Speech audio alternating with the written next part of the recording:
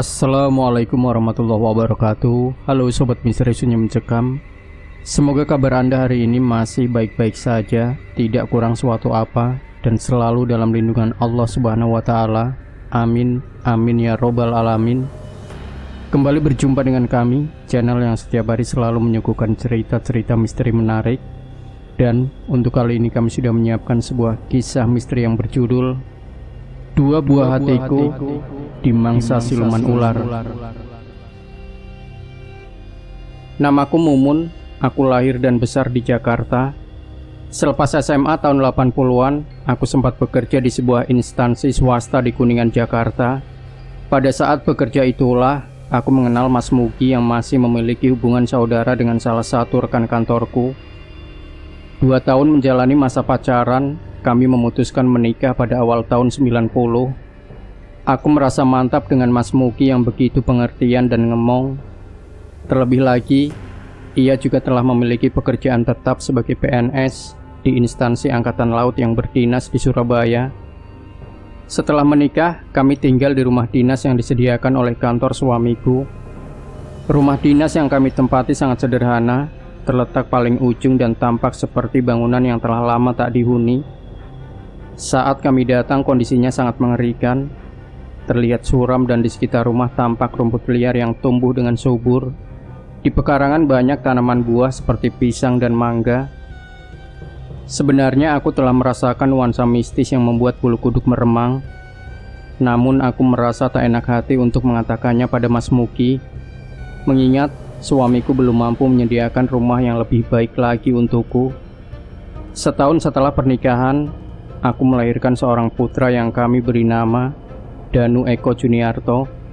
Sejak kelahiran Eko, aku merasakan nuansa mistis yang kian menyeramkan di rumahku, terlebih di kamar tidur. Aku sering sekali melihat bayangan 2 ekor ular besar yang melingkar di teralis besi ranjangku. Setiap kali kudekati, kedua ular besar itu lenyap. Yang tak kalah aneh, hampir setiap malam dari bawah ranjangku sering terdengar suara desisan ular yang membuat bulu kuduku berdiri meremang. Namun sensasi gaib itu tak kuceritakan pada Mas Mugi. Walau aku merasa yakin sekali dengan apa yang kulihat dan kudengar itu, aku takut suamiku menganggapku hanya berhalusinasi, karena Mas Mugi tak sekalipun mengeluhkan hal yang sama denganku. Anehnya, si Eko selalu rewel bila berada di kamar. Bayiku ini sering menangis saat malam tiba, terlebih bila Mas Mugi sedang tidak berada di rumah. Wajah anakku pun tampak aneh. Ia tak ceria seperti bayi pada umumnya. Wajahnya tampak tegang seperti ketakutan. Tak sekalipun Eko bisa tersenyum ataupun tertawa bila diajak bercanda oleh siapapun. Ia sering sakit-sakitan. Dengan kondisi yang demikian, pertumbuhannya menjadi sangat lambat sekali. Wajahnya kurus seperti bayi kekurangan gizi. Saat Eko berusia 5 bulan, suhu badannya tiba-tiba meninggi. Malam itu juga kami membawa Eko ke rumah sakit terdekat. Anehnya, suhu tubuh Eko yang saat kami bawa begitu tinggi. Saat tiba di rumah sakit, suhu tubuhnya menjadi normal kembali. Setelah diberi obat penurun panas, dokter menyarankan Eko dibawa pulang dan dirawat di rumah saja. Kami pun terpaksa menuruti saran dokter tersebut. Sampai di rumah, Eko aku baringkan dalam boxnya yang terletak di sisi ranjang kami. Tak lama kemudian, Eko tiba-tiba menangis dengan kencang. Kedua matanya melotot ke atas seolah melihat sesuatu yang menakutkan. Aku merasakan tangisnya itu lain dari biasanya. Naluriku sebagai ibu mengatakan, buah hatiku nampak menahan sakit yang luar biasa. Namun aku tak tahu penyebabnya. Ketika tubuh mungilnya ku dekap dalam pelukan, aku merasakan nafasnya mulai tersengal. Dan seiring dengan menghilangnya suara tangis Eko, berhenti pula detak jantung buah hatiku itu. Eko pergi meninggalkan kami dengan kondisi yang sangat mengenaskan. Kepergian Eko selama-lamanya tidak menimbulkan kecurigaan bagi kami bahwa di balik kematiannya yang tragis disebabkan oleh keganasan 2 siluman ular yang berdiam di bawah ranjangku.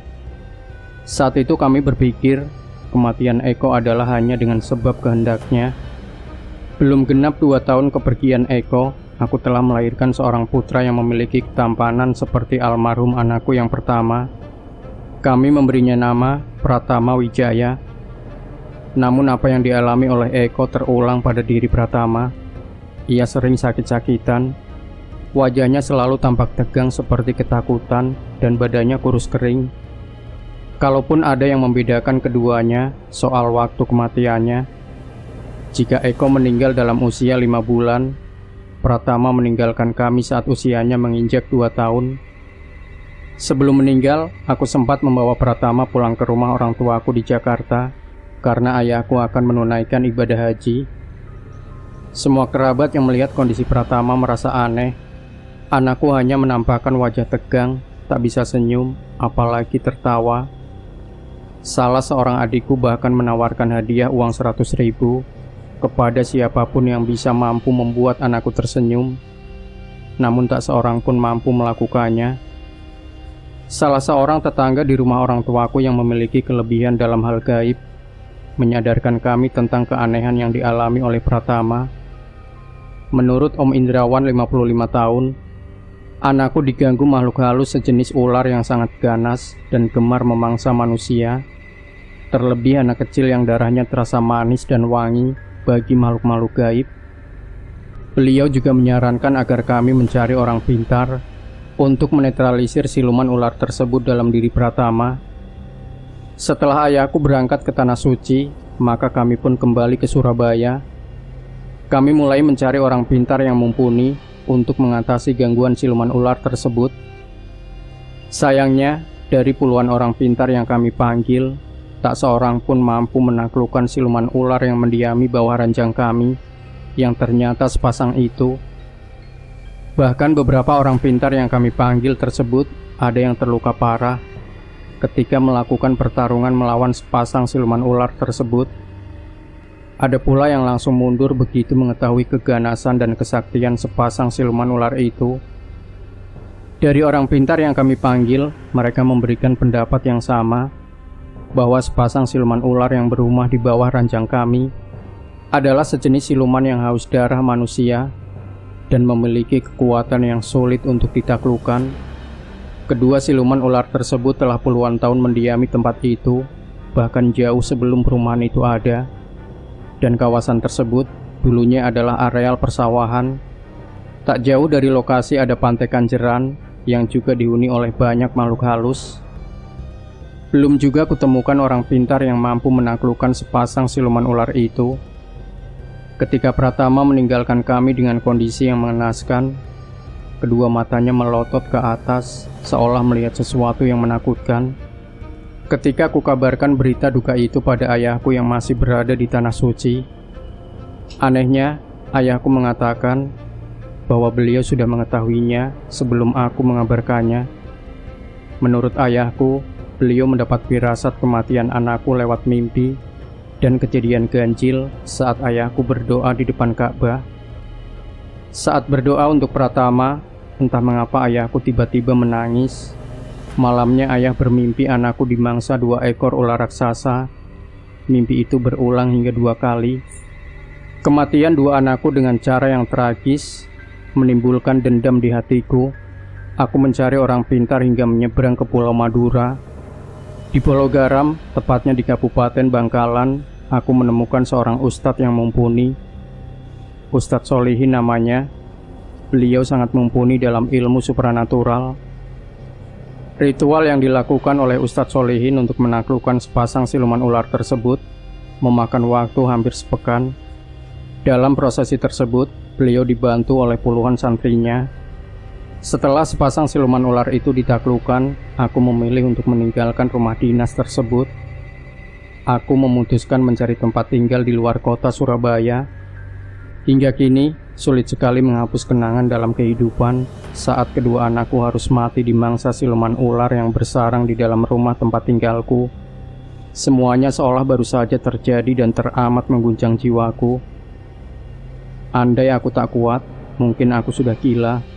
Setiap kali menginjakan kaki di Surabaya, terlebih di kawasan Kanjeran, aku tak kuasa menahan tangis. Bayangan tentang Eko dan Pratama yang menjadi korban keganasan sepasang siluman ular itu sangat sulit untuk kulupakan. Walaupun kejadian tersebut telah lama berlalu, hingga kini aku telah memiliki dua orang putra yang juga berwajah tampan seperti mendiang kedua anakku terdahulu. Sejak kepergian kedua anakku akibat dimangsa oleh siluman ular, aku seperti orang kurang waras bila melihat ular, baik melalui gambar maupun wujud aslinya. Aku bisa langsung menjerit, memaki, dan kemudian selalu diakhiri dengan tangis yang berkepanjangan. Seiring sang waktu, dalam hatiku yang terdalam senantiasa berdoa agar Allah memberiku kebesaran hati, agar mampu mengikhlaskan semua yang telah terjadi dan menempatkan dua buah hatiku di tempat yang layak di sisinya. Amin. Demikian Sobat Misteri Sunyi Mencekam, tinggalkan komentar Anda, like, share video ini, subscribe channel Sunyi Mencekam, dan kembali nantikan cerita-cerita misteri terbaru dari kami.